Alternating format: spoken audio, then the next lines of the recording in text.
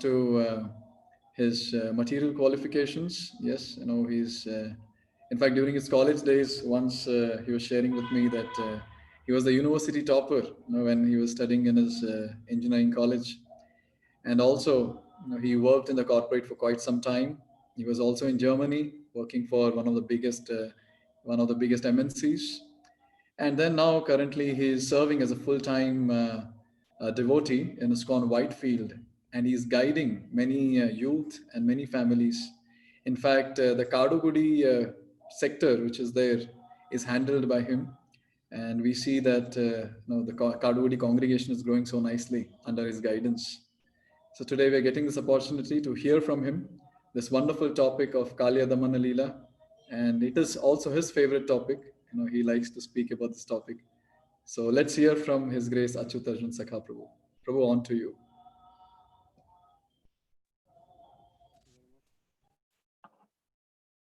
Let's start this session with a short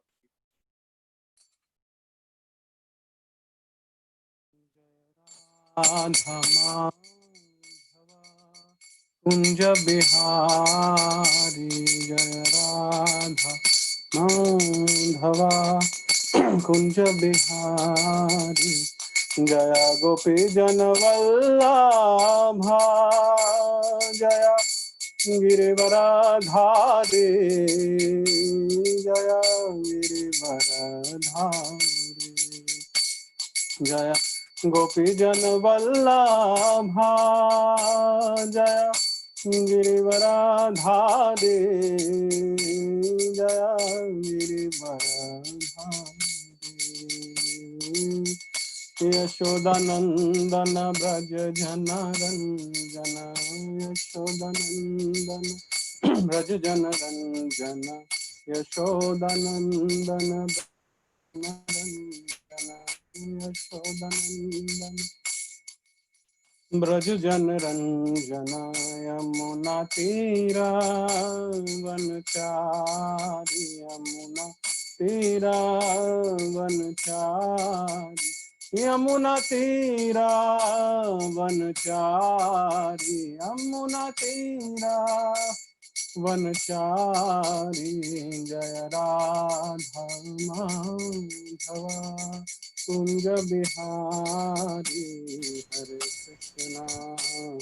Hare Krishna Krishna Krishna Hare Hare Hare Rama Hare Rama Rama Rama Hare Hare Hare Krishna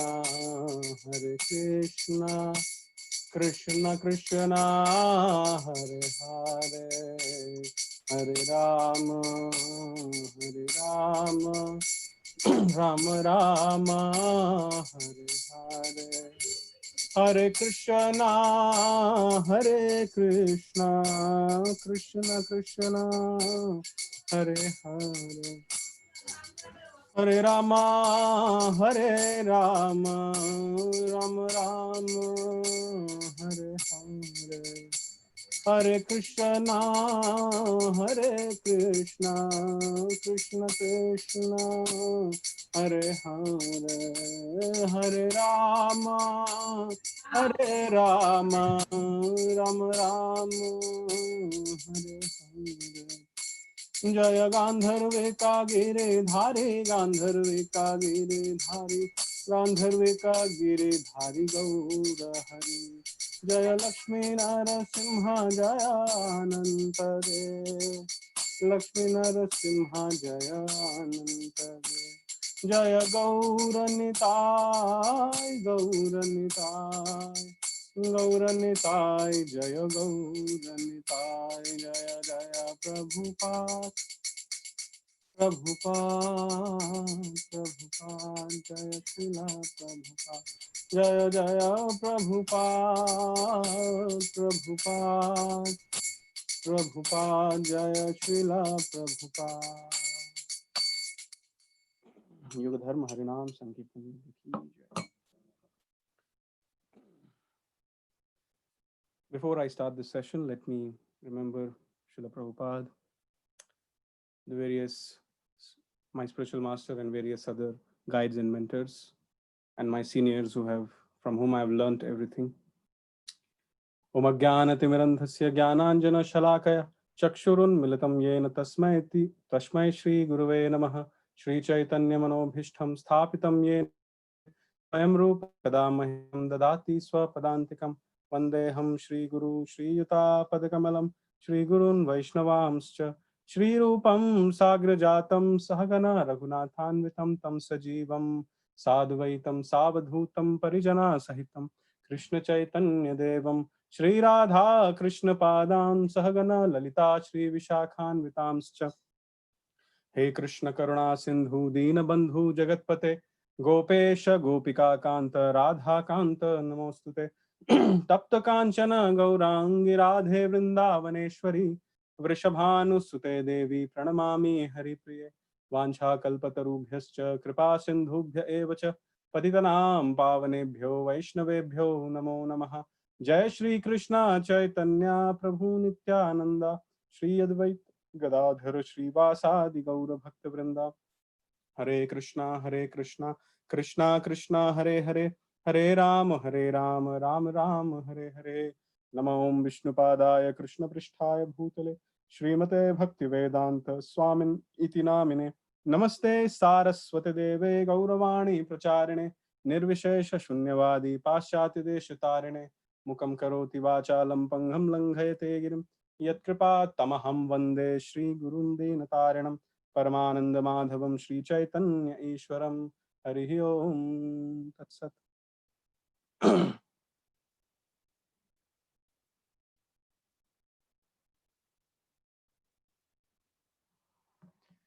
Hare Krishna. So welcome everybody to this wonderful session where we are going to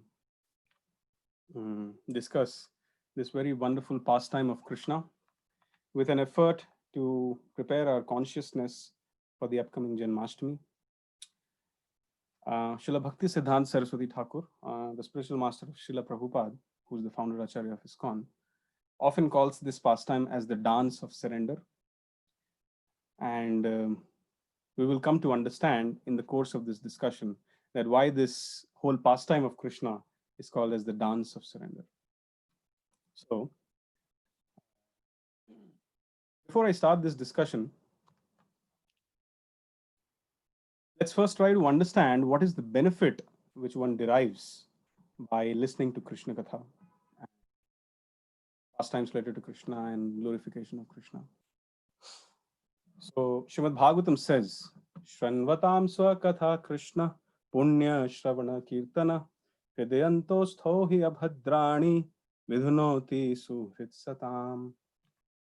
The Bhagavatam says, Sri Krishna, the personality of Godhead, who is the Paramatma, super soul in everyone's heart, and the benefactor of the truthful devotee, cleanses the desire for material enjoyment from the heart of the devotee, who has developed the urge to hear his messages, which are themselves virtuous when properly heard and chanted.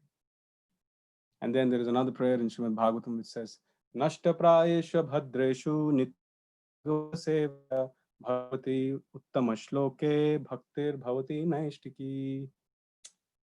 It again says that by regular attendances in the classes of Srimad Bhagavatam and by rendering service to the pure devotee, all that which is troublesome to the heart is almost completely destroyed. And loving service unto the personality of Godhead, Sri Krishna, who is praised with transcendental songs, is established as an irrevocable fact. So you see, the best welfare can be achieved simply by attentive reception to the pastimes of Lord Krishna. And we have already established by the authority of Srimad Bhagavatam that if we simply try to hear attentively, regularly, submissively, this discussion of the pastimes of Krishna, they themselves, this one single activity is so potent that it can just remove all the kama, krodha, lobha, moha, mada, and matsarya, the lust, greed, anger, illusion, enviousness, attachments, false ego, everything from the heart, almost completely destroyed. And then it The Bhagavatam says the loving service unto the personality of Godhead is established as an irrevocable fact. That means our own Shraddha increases simply by his hearing of Krishna Katha. And this pastime is really, really special. Every pastime of Krishna has a Phalashruti. That means you achieve some transcendental benefits after hearing every pastime. So I thought that we will be able to give more attention, we will be able to be more attentive if even before discussing the pastime, we discuss the Phalashruti so that we can be more attentive and not miss anything.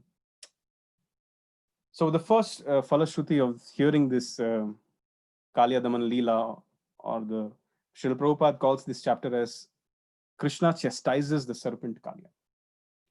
So the first benefit is that by hearing this, all the astrological sarpa doshas and the fear of being bitten by the snake is gone.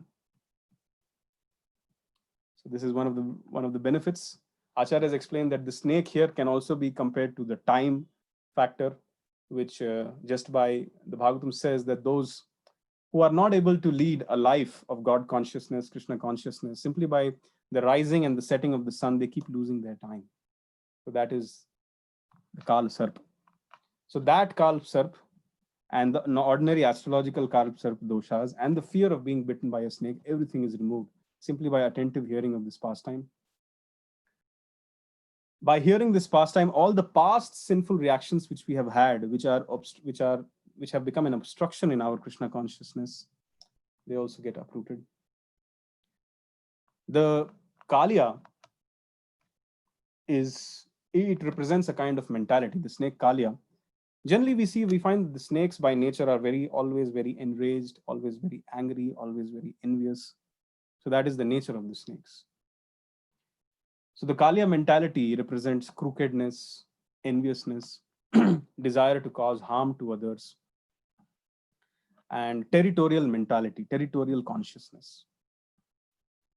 For example, in the course of this discussion, we see that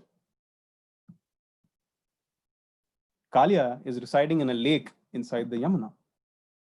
The Yamuna belongs to Krishna. Whole Vrindavan belongs to Krishna. In fact, as a matter of fact, the entire cosmic manifestation, all the spiritual and material worlds, according to the Bhagavad Gita, it belongs to Krishna. But this stupid Kāliya, it started thinking that this lake is mine. So this is called as territorial consciousness. So we all have this territorial consciousness to some degree. At least I have. Speaking about myself, I do have it. I start thinking this is my bottle, this is my kartal, this is my phone, this is my laptop, that is my room. And in that way, I become a little bit protective about it. So that is the problem. So this territorial consciousness gets removed from the core of our heart if we simply give submissive oral reception to this pastime. And the last and the most important Phalashruti of this pastime is that if we hear it again and again, in fact, the Bhagavatam gives a time period also, in the specific time also, during the rising of the sun and the setting of the sun. So these classes have been scheduled very, very rightly at the time. The sun has set, really set. Just during that time, if we hear, then very soon we attain pure devotion to the lotus feet of Lord Krishna. So we get devotional service as a result of submissive hearing of this pastime. So now that we know the Phalashrutis of this wonderful pastime of Krishna, so let's pay attention and let's try to grab the maximum jewels of Krishna consciousness, jewels of devotional service while listening to this pastime. So, generally 2 chapters of Bhagavatam of the 10th canto, chapter 16 and chapter 17, they talk about this Kāliya. And originally, before coming to the lake in the Yamuna, Kāliya you would reside in Ramanaka Islands, which in present world is called as Fiji. So there are various temples of ISKCON all over the world. There also happens to be a temple in Fiji. And in all the temples of ISKCON, there are Radha Krishna deities, Gaur Nitai deities, Jagannath Baldev Subhadra deities, Narasimhadev. But only and only in this temple, which is in Fiji, ISKCON Fiji, it has Kāliya Krishna deity. So I take this opportunity to just share my screen and show it to you. And after having taken darshan of this Kāliya Krishna deity, we will begin our discussion.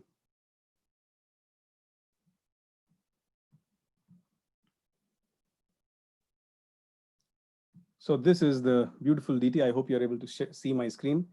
You see in this deity, which is a unique deity, I don't know, I don't think anywhere else it will be found in the world. You see the serpent Kāliya is there in the altar, and Lord Krishna is in the pose of Nataraj, the original dancer, dancing on the hoods of Kāliya. And there are two Nag Patnis next to this deity. So having taken the darshan of this deity, let's begin our discussion. So before we actually start discussing this pastime, there is some background which needs to be understood about Kāliya. So how it ended up in Vrindavan. Important point which we have to understand. If we understand this, then we'll be able to better appreciate the pastime. So Garuda and Kāliya, they happen to be the sons of the same father, Kashyap Muni. And it so happened that Garuda, because of being a bird or Garuda, he would often prey on snakes. So he would often go to these various planetary systems, generally the lower planetary systems, where these snakes would reside, and he would eat them up. So these snakes, they got into a pact with Garuda. They said that on every half moon day, we will offer you something, and you kindly accept that and be satisfied with it. And instead, you just stop killing the snakes every now and then. So Garuda agreed to it. However, Garuda, getting so much transcendental fame and transcendental appreciation, this Kāliya was always envious of Garuda. And when his term to give an offering to Garuda came, so instead of giving an offering to him, this envious, enraged Kāliya, he himself ate the offering. And instead, Garuda, when he came to have his offering, he saw nothing is there. So then that was the point where Kāliya and Garuda got into a fight. And Garuda, being the carrier of Lord Vishnu, being the transcendental strong carrier of Lord Vishnu, obviously defeated Kāliya in the fight. It is said that he just hit him with his left wing, and Kāliya got thrown a huge distance. And then after that, Kāliya started running to various places, but wherever he would go, Garuda would chase him. And then ultimately he took shelter in a lake in Vrindavan. Question comes that if Garuda was capable to chase him in every place all over the universe, why didn't Garuda hinder him or hinder Kāliya in this lake in Vrindavan? This has another story connected to it, or another pastime connected to it. So there was another yogi or another transcendentalist called Shaubari Muni. And he was performing austerities in the waters of Yamuna for thousands of years. And it so happened that while he was busy, or while he was performing his austerities in the Yamuna river, this Garuda would come and he would swoop into the water and pick up some fishes and go out. So this, the king of the fishes, he went and complained to Shaubari Muni that this is not good. You must do something to protect us. And although Shaubari Muni, strictly speaking, in terms of spiritual seniority, was far junior to our Garuda, but due to some reason, he cursed, or maybe due to some kind of, you can say, some kind of misunderstanding of his own position, he cursed Garuda, stating that next time if you come and try to pick up a fish or do any harm to the living entities in this river, then you will die immediately. However, this was not right on Shaubari Muni's part to do this. First of all, because he was a junior to Garuda. And second, Jivo Jivasya Jivanam, the Supreme Personality of Godhead has given a quota to every living species to eat. For example, the cow has been given the quota of grass. The men have been given the quota of fruits, roots, and different kinds of grains and other things. So similarly, Garuda as a bird has been given the quota of eating fish and snakes quite often.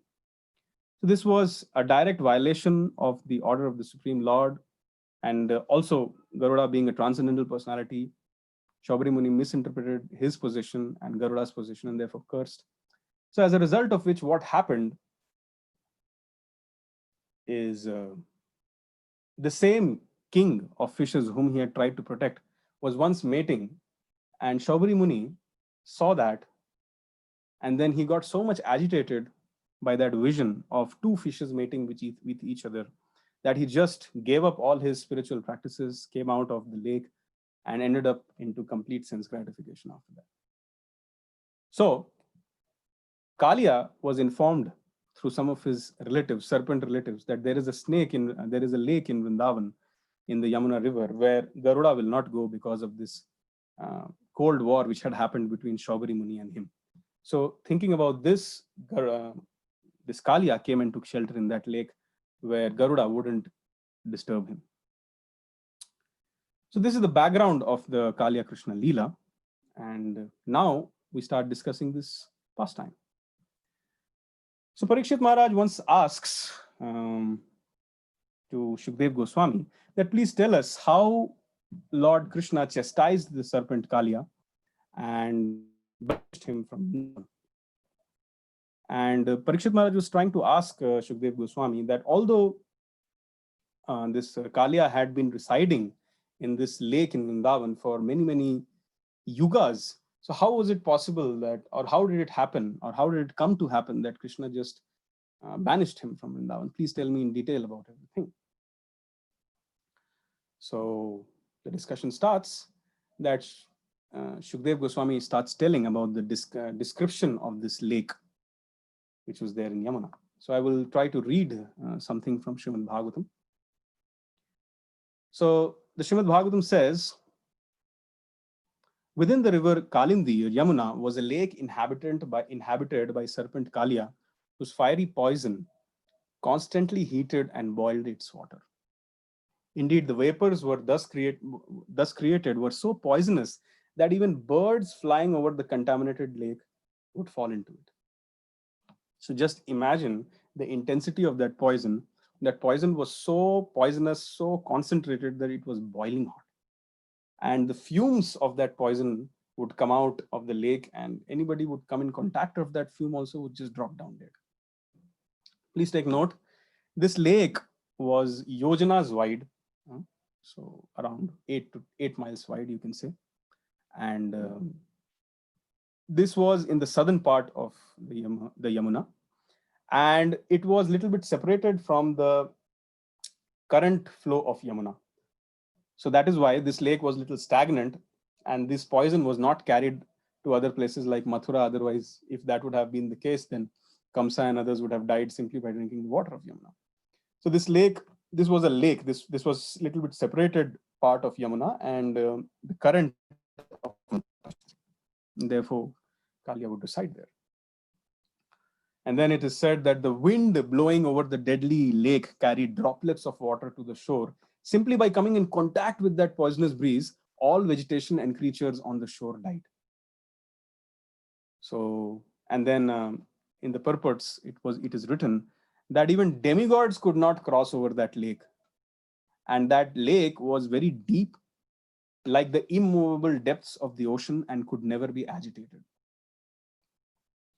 Approaching the lake was difficult, for its shores were covered with holes in which serpents lived. All around the lake was a fog generated by the fire of the serpents' poison. So not just Kāliya, but many other snakes would be there. And this powerful fire would at once burn every blade of grass that would happen to fall into the water.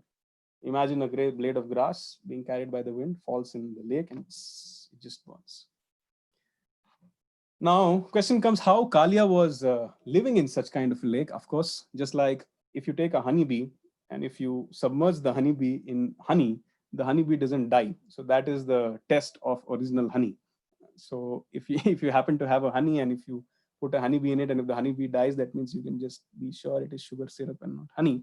So similarly, snakes live in a poisonous environment. Also, the Bhagavatam mentions that Kāliya knew a mystical science called as Jalastambha, which is making solid items out of water. So he made, using this Jalastambha Vidya, a great technology which is now probably almost completely forgotten. So he made, using this Jalastambha Vidya, he made an entire city in this lake, and he was staying there with his relatives, wives, and other things. So Krishna, when he saw the condition of the lake, he felt really bad. In fact, it affected his cows and few of his friends, who, when they came closer to the lake, they just, after getting the fumes of the lake, so it is said that some of them died also, and some of them became unconscious, and the cows lost their lives. So Krishna felt really bad. And immediately, he climbed on the top of a very high Kadamba tree and prepared himself for battle. He tightened his belt, he slapped his arms and his thighs, and he jumped into the poisonous water. Now, question comes, previously we read that everything around this lake was so affected by the poison, and it had completely died. All the trees had died, all the vegetation had died. So how come this one tree was alive? That is a question which may come. So this tree, this Kadamba tree, has another history related to it. So it so happened that in the previous yugas, when Garuda had snatched the nectar from the hands of the demigods, and when he was taking it to his mother, because there was some kind of agreement between his mother and the co-wife of Kashyap Muni that if Garuda brings the nectar from the demigods, then his mother would be relieved from servitude of the co-wife of Kashyap Muni. So for that purpose, when he was taking, Garuda rested on this tree for some time, and Garuda, being a transcendental personality, he dropped few drops of nectar on this tree. And because of that, despite although all the trees around this lake and all the vegetation around this lake had died, but this tree survived. One of our acharyas, his name is Vishwanath Chakravarti Thakur, he comments that it was not simply the nectar which kept this tree alive. This tree was informed by Garudev that in the times, in the future, Krishna would place his lotus feet on you, and he will make you as an instrument in one of his pastimes. So simply, he was in meditation, or he was simply waiting for all this time to receive Lord Krishna. He was basically doing a tapasya to receive the Lord. And it is this tapasya which saved him, which saved the tree, not essentially the nectar. This is the commentary of our Acharya. So then what happens is Krishna jumps into this lake. And then after jumping into the lake explodes, and it is said that a bow, 100 bows length, the water splashed over flooded from the boundaries of the lake over 100 bow lengths. One bow is considered to be 4 hand length, 4 hands. So 4 hands is one bow, and for 100 bow lengths, the water exploded in all directions. So this is not very amazing. People may say that how come a small boy, when he jumps into such a big lake, which is yojanas, at some point this lake was 8 miles long. So how is it possible that a small boy, when he jumps into it, the lake gets overflowed in all different directions? The answer is this is not at all amazing, because the Supreme Personality of Godhead, Lord Shri Krishna, who lifted the Govardhan hill, possesses infinite strength. This is not at all amazing. I think there is one more point which has to be understood here. In generally all the pastimes, we see that Balram and Krishna are together. So what happened today that Balram was not there and Krishna was jumping into this poisonous lake? What had actually happened? So the answer is Krishna sometimes goes out to perform some pastimes without Balram, in order to add more sweetness into the pastime, or in order to add, in the previous class, we heard that Krishna is a transcendental autocrat. He does what he has to do. If he wants to eat mud, he eats mud. If he wants to take a demon like Putana to the Golok Vrindavan, he does it.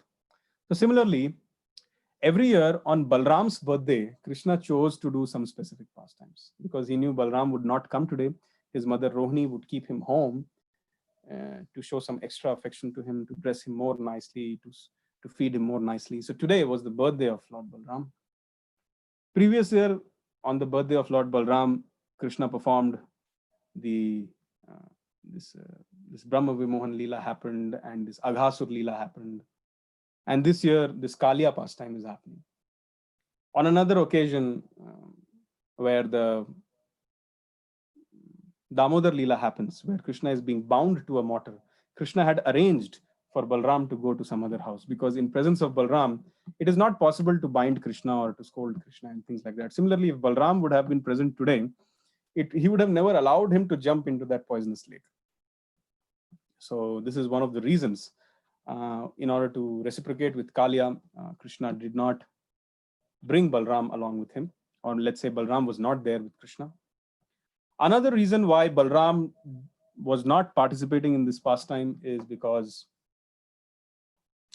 Balram essentially is Ananta Shesh. And Kāliya, being a serpent, also happens to be a family member of Ananta Shesh. And if Kāliya would see Ananta Shesh in front of him, he would immediately surrender to Ananta Shesh, and then this pastime wouldn't happen. Or another possibility could have been, by the way, whatever I'm saying is from the commentaries of our acharyas. So another possibility could have been that Balram would have stopped Krishna from killing Ananta Shesh, saying that he's my family member, you please forgive me. So in all circumstances, if Balram would have been here today, then Krishna wouldn't have been allowed to jump, number one.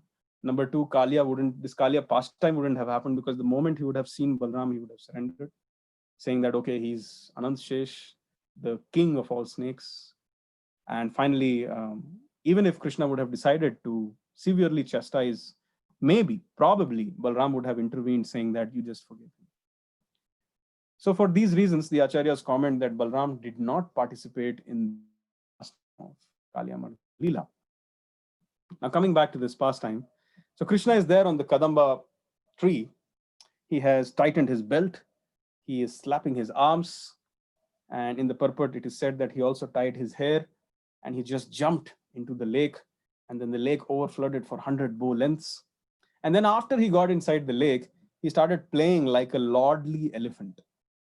And with his hands, he started making waves as big as you can consider tsunami waves.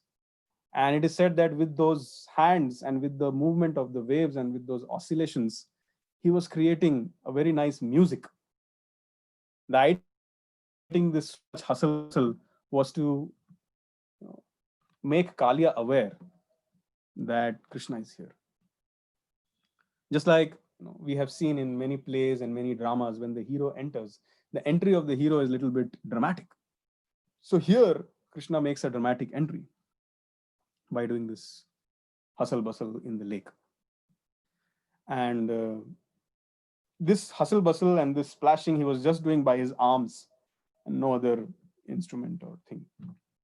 So Kāliya saw that when he saw that, okay, Kāliya was thinking that probably there is some rebellion happening in the snakes who live in the upper realms of this lake, or on the shore of this lake. So otherwise, how can such a huge sound come? So let me go and see. So he started coming up, came out of his palace and started coming up. And it is described in the verse number 9 that Kāliya saw that Sri Krishna, who wore yellow silken garments, was very delicate. So Kāliya was coming from down. So he got a proper darshan of Krishna. He first saw his lotus feet, which was very beautiful. And then he saw his yellow dhoti, which was very delicate, and silken garments. And then his attractive body shining like a glowing white cloud, his chest bearing the mark of Srivatsa, his face smilingly beautiful, his feet resembling the whirl of a lotus flower. The Lord was playing fearlessly in water, despite his wonderful appearance. The envious Kāliya furiously bit him on the chest and completely enwrapped him in his coils. So we see that Kāliya, as he's coming up, he sees the eternal transcendental beauty of Krishna. And even being a snake, he appreciated this beauty. Some acharyas comment that for some point of time, Kāliya became enthralled by seeing this beauty.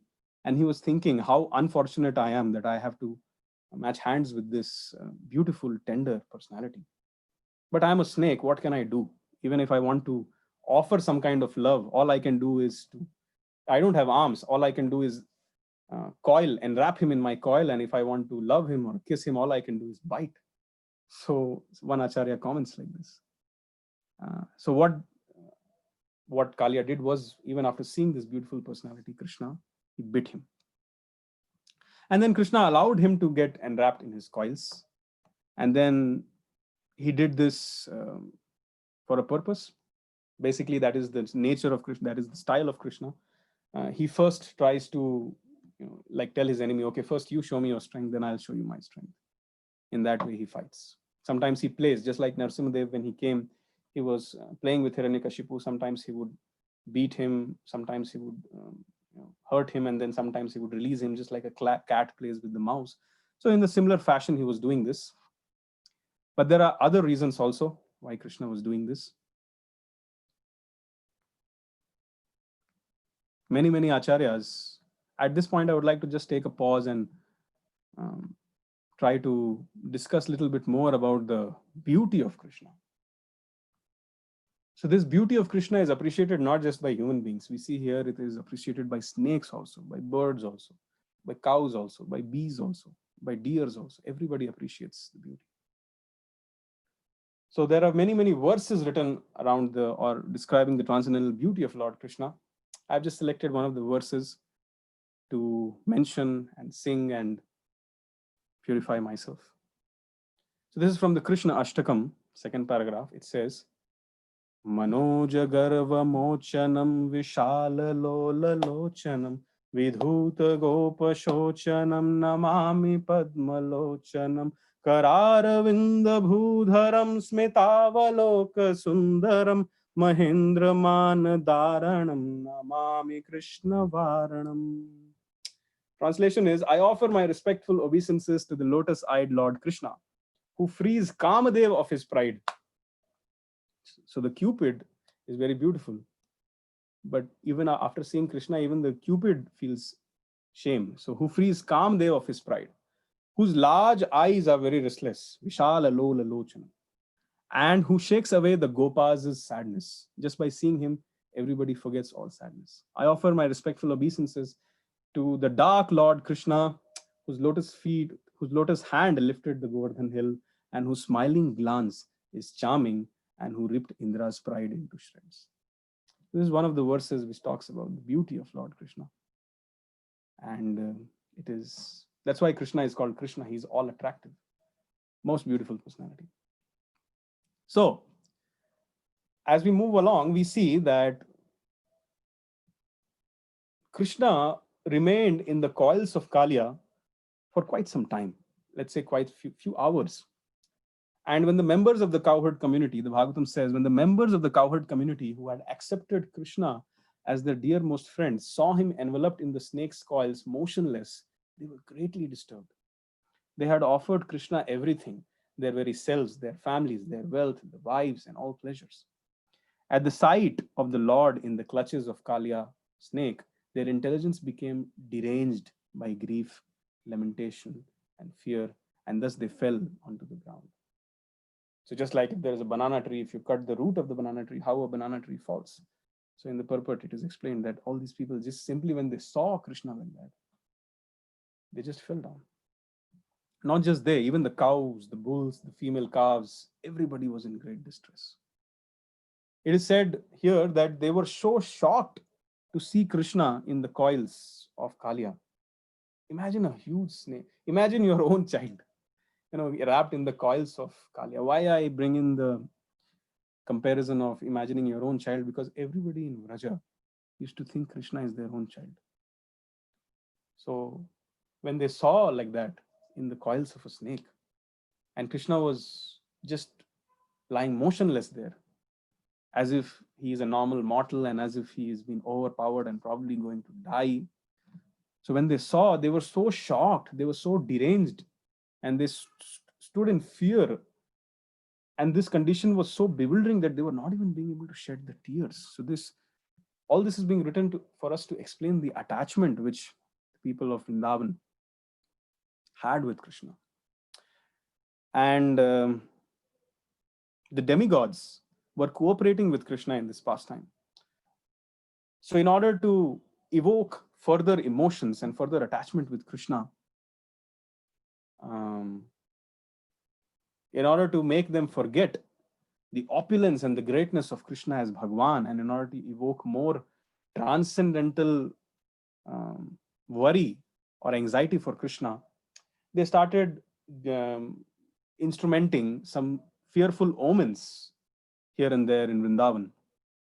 So what started happening was the earth started showing some disturbing tremors, some meteors started coming in the sky, and the left eye and the left thigh of the people started twitching and shaking. So all these announced some imminent danger. So Balram was at his home, his mother was feeding him, and Balram saw that everybody has all of a sudden started discussing these inauspicious omens. What's going on? So Balram understood. Balram is also the Supreme Personality of Godhead. Srila Prabhupada would say Krishna is Supreme Personality of Godhead and Sri Balram is the servitor Supreme Personality of Godhead. So Balram would see and he would understand what's going on. And he would smile to himself, understanding what's going on. And he understood that one of the reasons why Krishna kept him away from this pastime was to give some solace to the people of Vrindavan. So Balram was thinking to himself that I am Anant Shesh. I am the bed of Krishna. Krishna lies upon me in Vaikuntha, in the spiritual world. Now, if he really wanted to play, he could have played with me. Why does he has to play with a material, mundane snake? When I am the king of all snakes, I'm here. When Anant Shesh is here, why does he, he doesn't play with me, but he goes and finds a small toy-like snake and plays with him. What is this? And thinking like this, he was smiling. And when people saw the smile of Krishna, Sri Balram, and they were assured that, okay, nothing inauspicious. They were assured that Krishna has not yet met with death as per se. They were thinking that Krishna has died. That's why these inauspicious omens are coming. So when they saw the smile of Balram, they got some solace. And then, along with Balram and Nand Maharaj, they all started trying to find where Krishna is. So it's a very, very special way in which they try to find Krishna. They track the footsteps of Krishna and then they find Krishna. Now a question comes that Krishna is moving around with lakhs of cows. Nand Maharaj alone had 9 lakh cows. So we cannot imagine how many cows the other Gopas had or the other people in Vrindavan had. So how is it possible that a person who is grazing the cows, his footsteps still remain here and there? The answer is everybody treasures the footsteps of Krishna in Vrindavan as their life and soul. Even whenever someone sees it in Vrindavan, everybody treasures it, offers obeisances to it till now, and nobody dares to step upon it. And this was not just with the human beings, even the cows would avoid stepping on the footsteps of Krishna. Because even the cows would treasure it, the deers would treasure it, everybody would treasure it. So if Krishna walks somewhere, the footprints remain. Later on, we see that even when Akrura comes to Vrindavan, he is very easily able to spot the footsteps of Krishna. So seeing those footsteps, they tracked where Krishna is, and ultimately they reached a Kadamba tree, and from there the footsteps disappeared. So they understood that, oh, this is the last place where he was. And when they looked around, they saw the boys, the Gopas, they saw how the cows were wailing in grief, and the boys were sitting there deranged. So Nand Maharaj started asking, what actually happened? But when he went closer to the boys, he saw Krishna in the coils of the snake. And then it's very difficult to describe that emotion which Nand Maharaj and others were going through.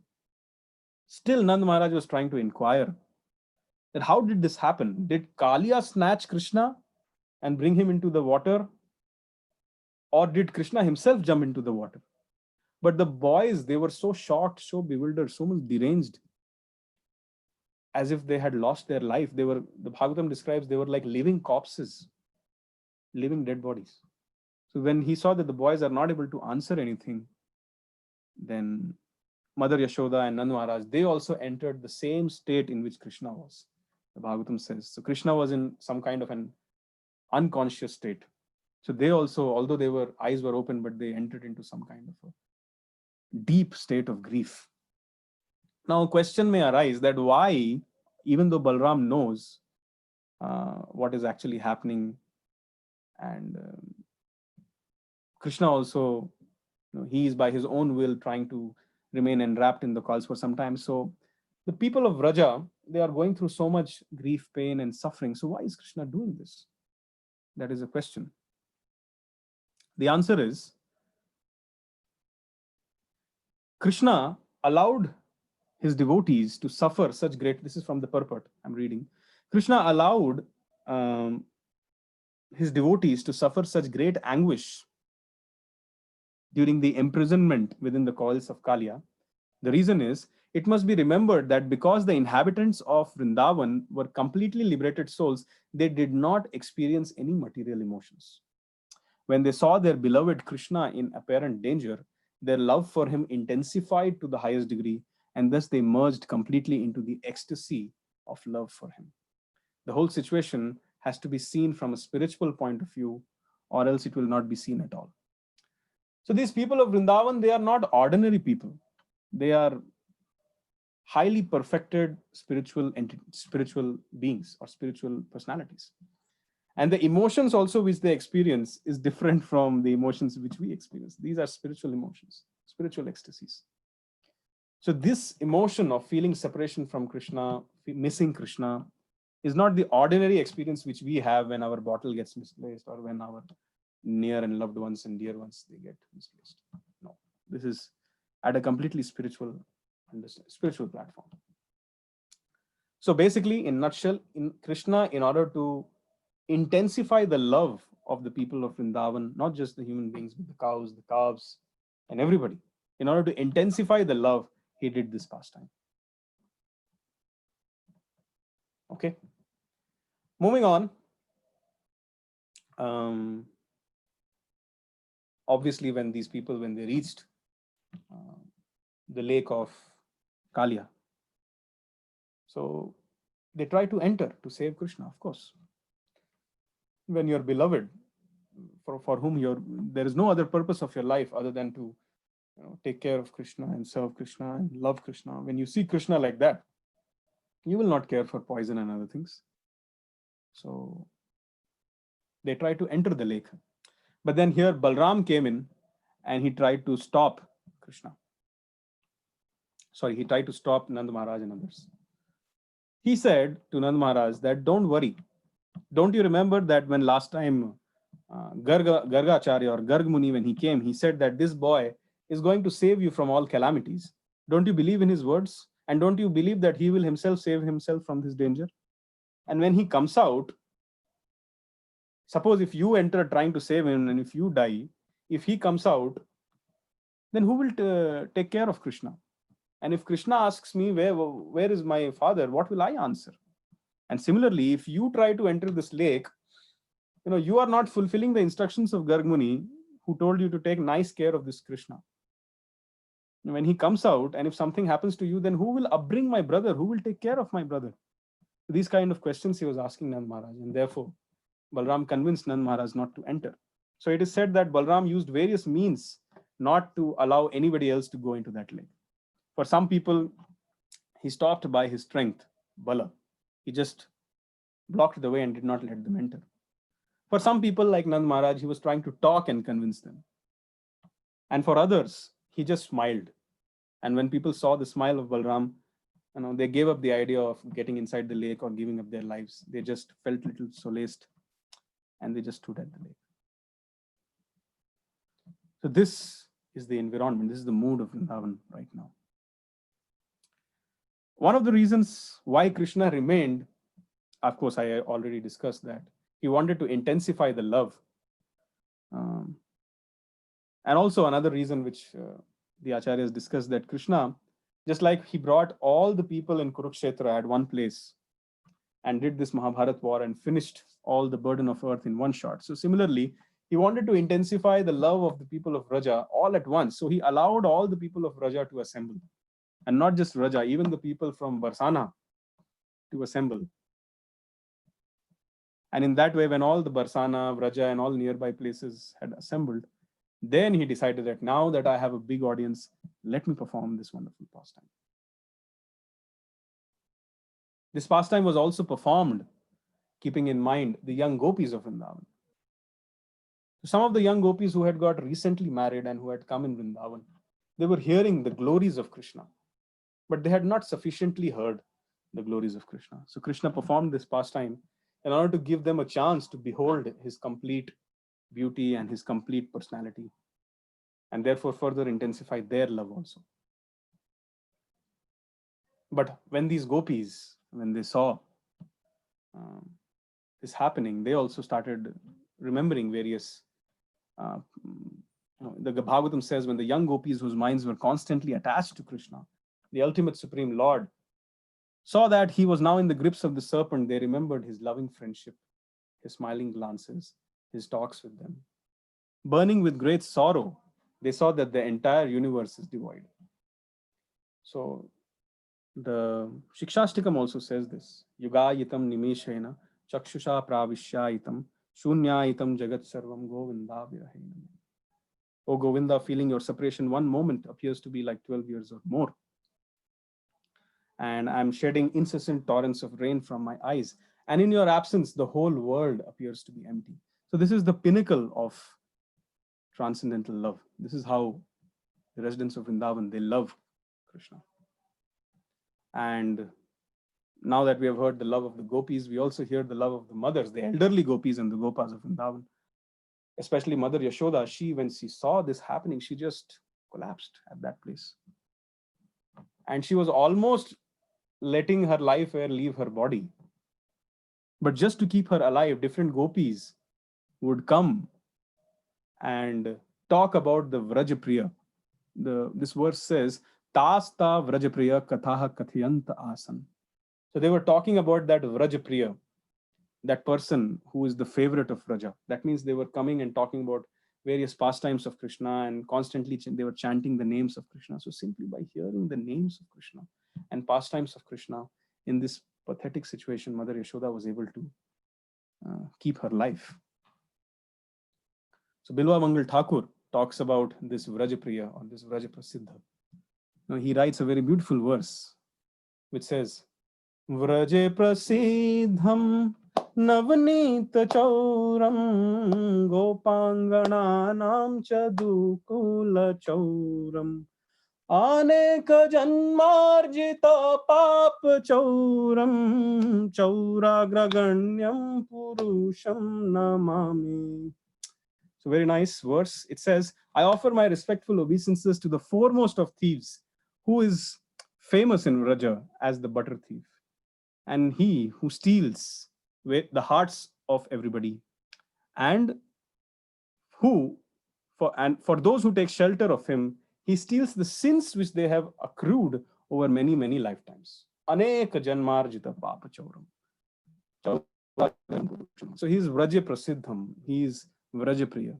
So simply by discussing these pastimes of the Vrajapriya or Vraja Prasiddha, we can see through all the ups and downs of life, and we can be in this world but not of this world.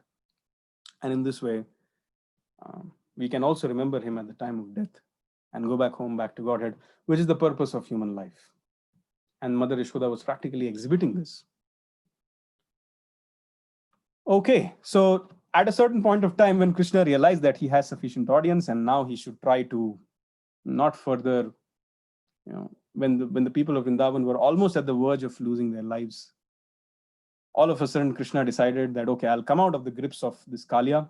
And so he started expanding his body, and Kāliya, of course, could not bear the strength. Just like when he entered the mouth of Aghasura, he started expanding himself, and then he just burst open the body of Kāliya. So similarly here also he started expanding his body, and he freed himself from the grips of Kāliya. And then the Kāliya, having been rendered helpless by Krishna, he was just staring at Krishna with firebrand eyes, with smoke of poison coming out from his nose. and with his bifurcated lips, he was wiping, he was like cleaning his lips again and again. So it is mentioned here actually. So it said that again and again Kāliya licked his lips with his bifurcated tongues, and he stared at Krishna with glance full of terrible poisonous fire. But Krishna playfully circled around him just as Garuda would play with a snake. In response, Kāliya also moved about looking for an opportunity to bite the Lord. So actually, I was seeing this pastime in Little Krishna. So there they exhibit this verse little bit funny fashion. So Krishna is going around and around and around, and Kāliya is also going around and around, and then Kāliya gets entangled within himself also. Only that's how they show in Little Krishna. So I don't know if that happened for sure, but it is said here that by his transcendental agility, Krishna just made Kāliya very tired by going around and around, and Kāliya was following. And ultimately, when he grew tired and when he lowered his head a little bit, immediately Krishna got this opportunity to grab one of his hoods and then just got on top of it. And then he started something which is called as the dance of surrender. Now, all of us have done some dancing. We all have some experience of dancing. Imagine dancing on a floor which is wet. It is difficult, right? First of all, dancing is difficult. Imagine dancing on a floor which is wet. Now, this floor is not just wet, but this floor is constantly moving also. Not just wet and constantly moving, this floor is coming to bite you also.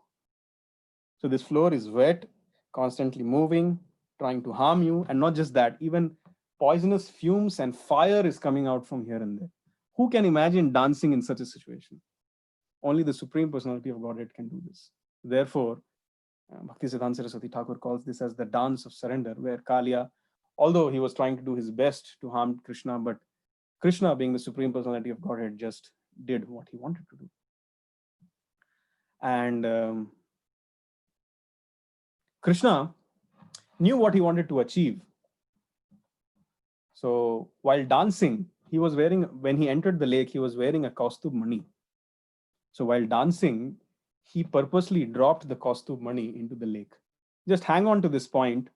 We'll revisit it towards the end of the discussion, and I will ask you why he did this. And let's see if we can answer that. So Krishna started dancing, and he demonstrated an excellent skill of dancing, which was unparalleled. All the different people of the higher planetary systems, the Gandharvas, the Charanas, when they saw the Lord is in this mood to dance, they also started giving background accompanying music with all the ta, thai, and all those things, and mridangas and kartalas and beautiful singing to enhance the mood of Krishna. And then in this way, he was dancing on Kāliya. But this dance, of course, it was meant to attract the young gopis of Vrindavan, but essentially speaking, this dance was also meant to remove the poison of, or the poison in the heart of Kāliya and the poison in the body of Kāliya, and uproot the Kāliya mentality from within Kāliya. So because of this, Krishna was thumping the various hoods of Kāliya. It is said, it is described that Kāliya had thousands of hoods, but out of that 101 hoods were main. So he was thumping all the main 101 hoods, and he was thumping it sufficiently so that all the bones of the body of Kāliya breaks. And he vomits first poison, then later on blood, and then finally he starts surrendering to Krishna. So this is the scene. Krishna is dancing on the hoods of Kāliya. The demigods are playing some music, and Kāliya is slowly and steadily feeling that earlier I was matching hands with Garuda, but this personality who is thumping my head and who's fighting with me is unlimitedly more powerful than Garuda. So therefore, definitely this must be the master of Garuda. So therefore, he started to understand that this is the Supreme Personality of Godhead. Now, Kāliya had some wives, and these wives were already devotees of Krishna. However, Kāliya, being poisoned by his own fumes and poisoned by the sway of his own material abilities, had started thinking himself so powerful, almost as powerful as God, and therefore he was not a devotee. He was, and basically, a very, very arrogant person. So the wives of Kāliya, when they saw this chastisement happening, at one point of time, they were thinking, "Acha hai, mar jane do isko. Now let him die. Anyways, he does not chant Hare Krishna. Anyways, he does not read the Bhagavad Gita. Anyway, he's not eating prasadam, but all horrible things. And anyways, he does not come to the Gita course sessions and other things. Let him die. What is the point?" However, they were thinking that if he dies, then we as widows of Kāliya will be able to advance more in our surrender towards Krishna. However, when they saw that Kāliya, towards the end of this dance of surrender, was actually beginning to surrender to Krishna, they said, no, no, no. Now our husband has had a change of heart. Now he is a Vaishnava. So therefore, we should protect him. So all these wives, they approached towards Krishna. Now, it's mentioned in the purport here. The wives started thinking, just see how fortunate we are. Our husband has now become a Vaishnava. Therefore, we must now endeavor to protect him. And so therefore, they felt affection for their repentant husband and severe distress because of his miserable position. And thus all together, they went into the presence of their Lord. So these saintly devotees of Kāliya, saintly devotees of Krishna, the wives of Kāliya, they went along with their small children in their hands. And they, with folded hands, they started praying to Krishna that please forgive our husband. Now the Acharyas comment that within the lake, there was a small island where Krishna and Kāliya were there temporarily. So these all wives of Kāliya, they went there, they kept the children in front of Krishna. And at that point, this discussion was happening. And then for the next 20 verses, the wives of Kāliya, they start praying to Krishna, which is called as the prayers of Nagapatnis. Actually, each of these verses are a subject matter of separate discussion. And we can have nice discussions, nice Bhagavatam classes on each of these verses. But I will try to choose some of these verses to understand what we can learn from this pastime. So all the pastimes of Krishna have two parallel threads. One parallel thread is that, yes, we feel very transcendently happy when we try to hear the Katha or the pastime of Krishna. But the another parallel thread is, what lesson do we learn from this pastime? So if somebody is simply trying to learn the lesson without actually relishing these pastimes, then the benefit is not complete. And similarly, when somebody is simply trying to relish these pastimes but ignoring all the lessons learned from it, then also the benefit is. If somebody simply tries to learn the lessons, he becomes hard-hearted, not relishing the pastimes.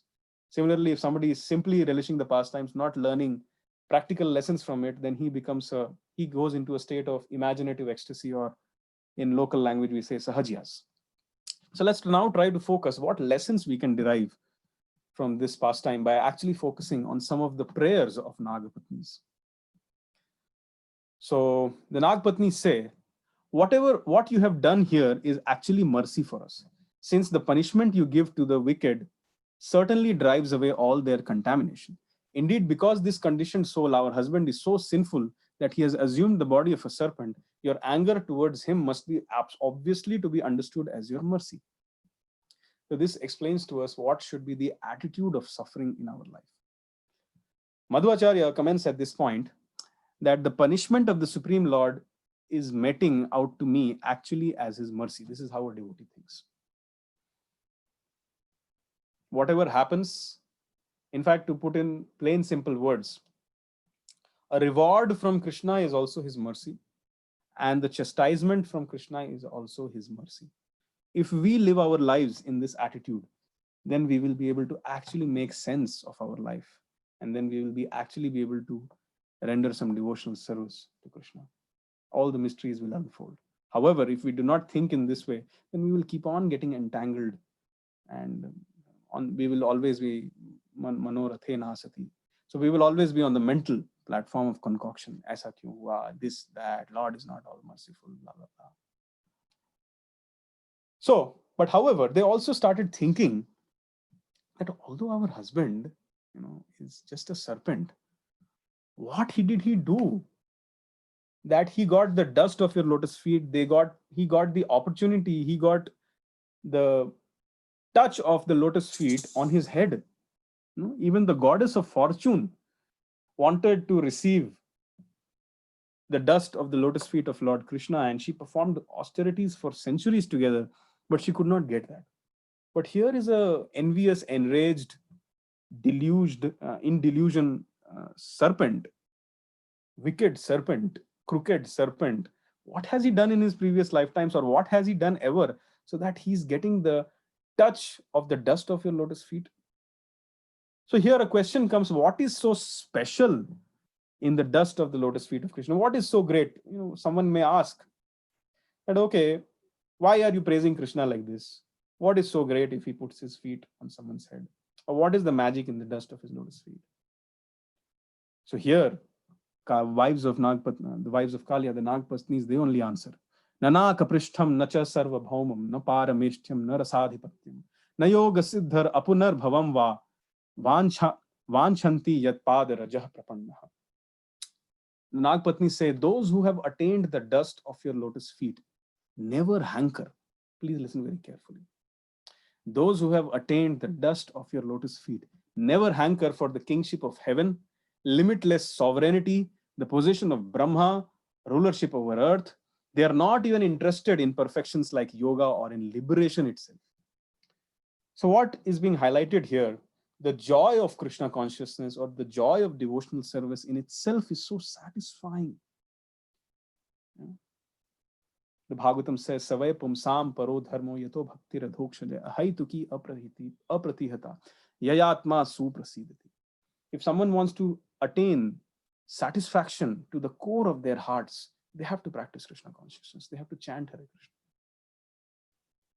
And one who gets hang of this process, one who continues this process of Krishna consciousness, and by the mercy of other associates and other devotees of Krishna, if they get the lotus feet of the dust of the Krishna, or what to speak of the dust of the lotus feet of the Krishna, even if they get the dust of the devotee of the devotee of the devotee of Krishna, then also they get all these opulences.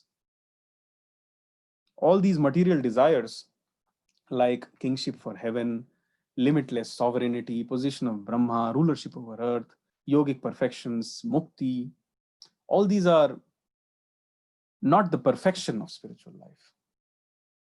The perfection of spiritual life is love of God, Krishna Prem, Pancham Purusharth.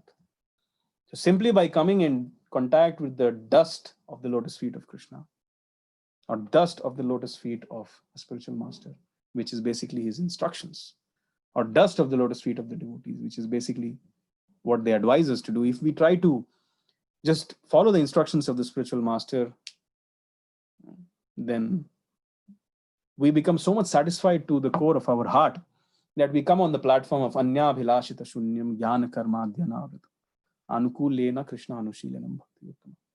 We have no other desire other than to serve Krishna, which is the perfection of human existence, which is the perfection of not just human existence, which is the perfection of spiritual existence.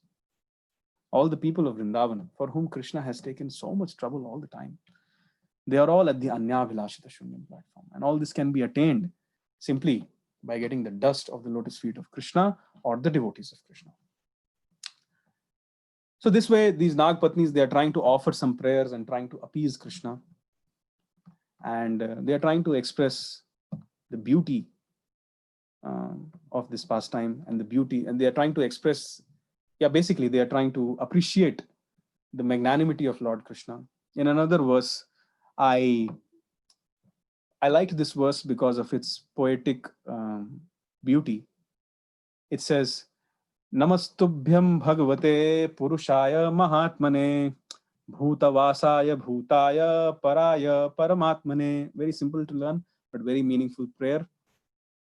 It says, Namaste Tubhyam Bhagavate. We offer our obeisances to you, O Bhagwan, O Supreme Personality of Godhead.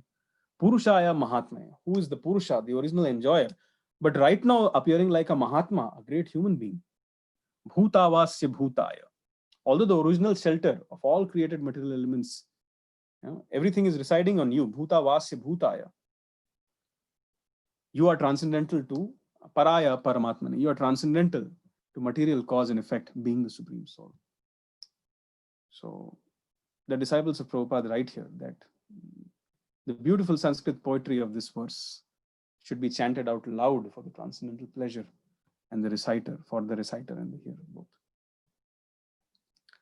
So basically the purpose of life, for especially for my new friends, my Gita course friends here, the purpose of life is to surrender to Krishna.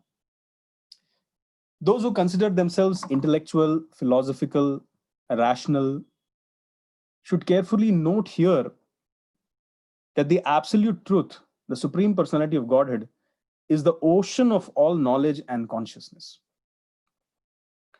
So therefore, surrendering unto Krishna does not mean that we have to give up our rationality or our version of reality or comprehension. Rather, one merges into the ocean of rational logical comprehension. This, please try to understand, Krishna is the perfection of all sciences, all forms of knowledge, all forms of logic, and only envious, trivial minds, I repeat, only envious and trivial minds will ignore this fact. So therefore, they will not feel like surrendering to Krishna, and they will want to remain at a mental platform. However, the Bhagavatam clearly says, surrendering to Krishna is the highest intelligence, the highest spiritual intelligence. That's why in the Bhagavad Gita also in the end, Krishna says, Sarva dharman parityajya mam ekam sharanam vraja aham tvam sarva papebhyo mokshayishyami ma shucha. So in this way, the wives of Kāliya, they are offering beautiful prayers to Krishna in which they bring out both the greatness of Krishna and the sweetness of Krishna. So that is why the prayers of Srimad Bhagavatam and also the verses of Bhagavad Gita, they are very, very helpful for us to understand who this Krishna is. We are all looking for that love. Lifetimes after lifetimes, we are looking for a love. We are looking for a relationship which satisfies us from the core of our heart, but we don't get it. Actually speaking, true love is very, very rare. It does not exist. Very rare. And true love can only be felt or reciprocated when we understand the beloved. And given the fact that if Krishna is the only person who can truly love us, then the best way to understand Krishna is to read the book, the Bhagavad Gita, where Krishna has spoken his heart. So if we read the Bhagavad Gita, we understand what Krishna wants us to do. And therefore, in this way, we can understand the Bhagavad Gita. Krishna. And as a lover and a beloved, we feel transcendental reciprocation. So in this way, many, many prayers they keep offering. They start to give some very nice reasons why Kāliya should be forgiven. However, after a particular amount of prayers, Krishna, who had already decided, who by thumping of his hoods had already given enough of treatment to Kāliya, he got appeased by the prayers of these Nagapatnis. Please take note that Acharyas explain in the commentaries that the reason why Kāliya was forgiven was not because he was sufficiently punished, but because he was related to these devotees who were the wives of Kāliya. So that is why the association of devotees is so important. Simply by being in the association of devotees, we can attain all perfection and we can get the mercy of the Lord. That mercy can reach us out of our turn. Before our turn comes to get that mercy, we can get that mercy simply by being associated with devotees. And then they say, at least one, the wives of Kāliya say, at least once a master should tolerate the offense committed by his child or subject. O Supreme Peaceful Soul, you should please forgive our husband who did not understand who you are. In this way, he forgives Kāliya on the petition of the Nagapatnis. And then there's a very, very wonderful prayer which Kāliya himself says, which I really like and try to recite it quite often. Kāliya, having regained his senses, proper senses, he says, Bhavan hi karanam tatra sarvagnyo jagadishwaraha anugraham nigraham va manasya tadvidhehinaha. This is the mantra of my life. At least I'm speaking for myself. Here Kāliya is telling to Krishna, oh Lord, since you are the omniscient Lord of the universe, You are the actual cause of freedom from illusion. Please arrange for us whatever you consider proper, whether it be mercy or punishment. So this is a transcendental mode of suffering. Please arrange. I'm happy, O Krishna. You are my father and you are omniscient. And whatever you give me is actually your mercy. You know, in my limited knowledge, in my limited understanding, I may feel this is unfair or this is fair. Okay, my battery is running low. I will request someone outside in the temple hall to get my charger for me, please. Till then, I'll continue. So, yeah, I was saying that we should always try to take the rewards from Krishna or the punishments from Krishna as mercy of Krishna. Kāliya himself is confirming this. Bhavan hi karanam tatra. So with this, Krishna also proclaims, he says towards the end, that if a mortal attentively remembers my command to you, what is that command? Krishna basically tells Kāliya that, okay, O serpent, you may no longer remain here any longer. Go back to the ocean immediately, accompanied by the retinue of your children's wives and relatives and friends. Let this river be enjoyed by the cows and the humans. So, this is the order which Kāliya received, that he cannot reside in Vrindavan.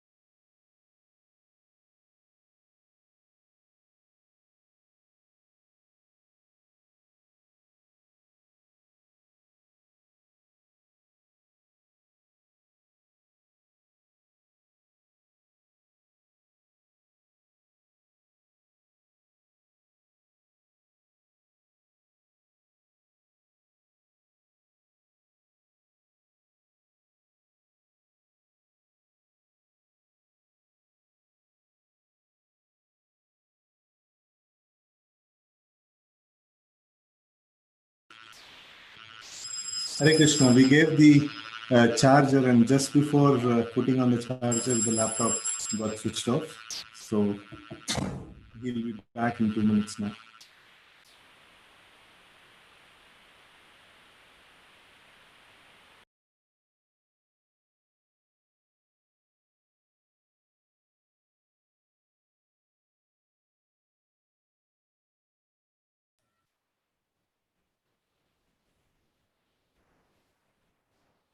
Hare Krishna.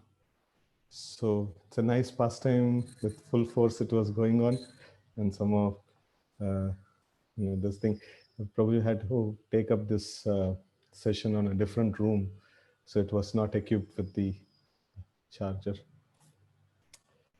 So, anyways, I would like to take this opportunity to mention about the Janmashtami festival. So this time the online, this one is happening. So we have 4 important sessions that's happening on 11th and 12th, 11th morning and evening, and 12th morning and evening. So 11th morning, it's going to be the Brahma Vimohan Leela. And then 11th evening, it's going to be an interesting session on so much of suffering is going there all around. So then what is Krishna doing about this? So that's a topic that we are going to discuss. And then 12th morning, it is going to be preparing our mood to receive Krishna. So that is Akrura's entrance into Vrindavan. And then 12th evening, we have again Acyuta giving a session on positivity in the face of adversities. Right? So these are the things that we are going to discuss. And now Acyuta is back, so we'll have. I just need 2 more minutes to wrap up the discussion. Sorry for the glitch. So yeah, Krishna basically ordered Kāliya to leave Vrindavan. He said, go back to Ramanak Islands or the Fiji island, where we have a very nice Krishna Kāliya temple. Even if now you go and interact with the locals of Fiji, they will tell you some more stories, some more Danta Katha, or some more local pastimes of Kāliya. Kāliya, who is a devotee of Krishna now. Because Krishna thumped Kāliya on all of his hoods, so there were the footprints of Krishna on his head. So because of that, now Garuda also did not disturb him once he went there. And then Krishna said, if a mortal being attentively remembers my command to you to leave Vrindavan and go to the ocean and narrates this account at sunrise and sunset, he will be never afraid of any snakes and even of you. This is the statement of Krishna. In fact, he further says, if one bathes in this place of my pastimes and offers water to this lake, to the other worshipable personalities, including their forefathers, and if one observes a fast and duly worships and remembers me, he's sure to become free from all sinful reactions. So this place, this Kāliya lake, is still there in Vrindavan. When you go there, you can still see that Kadamba tree from where Krishna took his jump into the lake. And this lake is very worshipable. And these pastime places are as fresh as ever. And finally, towards the end, all the wives of Kāliya and Krishna, they started worshipping Krishna before leaving, before going back to the Ramanak Islands or the Fiji. They started worshipping Krishna. And if you remember in the beginning of the discussion, I told Krishna had purposely dropped some Kaustuva money. So when they decided to worship Krishna, they went into the lake and they found this Kaustuva money. And they thought, oh, this beautiful Kaustuva money should be offered to Krishna. And then Kāliya brought it and offered it to Krishna. So you see, Krishna arranges for everything. Krishna arranges for the purification of our heart. Krishna arranges for his own worship. Krishna arranges for his own services. We just have to act as instruments. Similarly, in this Janmashtami, it is Krishna who is maintaining and taking care of everything. We are just instruments. So Krishna is he's the actual doer. He does everything. Just like in this pastime, Krishna had actually arranged for his proper worship, so that when later the purport says when Kāliya and his wives were worshipping Krishna, Krishna placed his hand on the body of Kāliya, and then Kāliya got relieved of all the pains and sufferings of that transcendental dance which had happened on his head. So, and you just see how beautiful this pastime is. So there is someone who got affected by this violence from Kāliya's side, who were the victims of the violence. And then there's someone who is the committer of this violence, that is Kāliya. He bestowed his grace upon, Krishna bestowed his grace upon both of them. That means on the people of the Vrindavan also, and then on Kāliya also. Although Kāliya had offended Garuda, and although Kāliya had offended the residents of Vrindavan, so many bad things or basically unethical things which he had done, sinful activities which he had done, just because he was related to his wives were devotees. The Acharya's comment that because his wives were devotees, Krishna forgave Kāliya. And of course, Kāliya also surrendered later on. So with this, we come to the end of this discussion. But before I end, I would like to tell a small extension of this pastime, which is also mentioned in the purports here, that before leaving, Kāliya actually prayed to Krishna that you are Garuda Dhwaja. You ride the Garuda. And Garuda is my older brother. You are so merciful upon Garuda. Sometimes be merciful upon me also. Sometimes when Garuda is not there, or sometimes give me also. In fact, the purport says sometimes when Garuda has gone far away, which means that sometimes when Garuda is not around, please give me also a chance to become your Vahan. Why only my older brother should get this option? So Krishna agreed to it. And in the eternal cycle of pastimes of Krishna, Rupa Goswami comments in one of his literary creations that sometimes in some of the Krishna comes once in a day of Brahma. So when he comes sometimes immediately after this Kāliya pastime, Kamsa orders Krishna to come to Mathura. So he sometimes rides on the Kāliya and goes to Mathura. So this is the information which we get from the scriptures. Kāliya represents basically an anartha, which all of us know that it is crookedness, territorial consciousness, where we try to usurp things and slip into that bodily consciousness, territorial consciousness, enviousness, crookedness, wickedness. Simply by hearing this pastime again and again, this anartha of being crooked, this anartha of being territorially conscious, this anartha of being wicked will be wiped out, cleaned from our heart. And therefore, we will be able to render loving, affectionate devotional service at the lotus feet of Krishna. So with this, I would like to stop this discussion. And there are two questions. So one is, why did Lord dance on Kāliya? He could have subdued Kāliya in various forms. So that is one question. Yeah. Okay. Since I got disconnected, I cannot see that question, but yes. Okay. If we refer to the Acharya's commentaries, we get two reasons why Krishna did this. Number one, actually three reasons. The Acharyas say that Krishna really wanted to dance. He had not danced in a long time. This is one reason. Second reason, he did this dance to basically attract the newly married young gopis of Vrindavan. And third, he danced so that he could sufficiently leave the dust of his lotus feet on each and every hood of Kāliya. So these are the three possible reasons which the Acharyas give. And from this we understand or we get some idea why Krishna danced. Thank you. So next question is, actually all are hankering for Krishna's love and want to become Krishna's devotees. And it's devotees' mercy, they are calling us devotee, but some qualification should be there.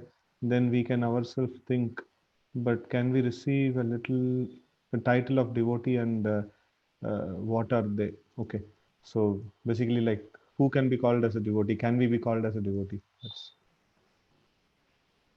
Okay. Srila Prabhupada says it's very simple to become a devotee of Krishna. Manmana bhav bhakto madhyaji maam namaskuru. Offer obeisances to Krishna, worship Krishna, offer obeisances to Krishna, worship to Krishna, think of Krishna, and become a devotee of Krishna. These are the steps to basically, if we simply follow the instructions of Srila Prabhupada and live in the association of devotees, because we are following a pure devotee, a pure Paramahamsa devotee like Srila Prabhupada. So in the eyes of Krishna, we are devotees.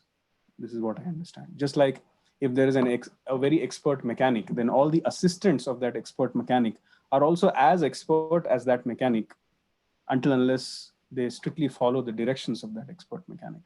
So similarly, as long as we are in the shelter of Srila Prabhupada, Krishna will certainly look upon us as devotees. Is there any other question? Okay, so further questions have just now come. You may be able to see. Okay, what is the lesson for humans from this pastime? I think the best lesson for humans from this pastime is to surrender to Krishna. Anybody who surrenders to Krishna receives extreme spiritual opulence, which is always beneficial in the course of their life, in all walks of life, basically.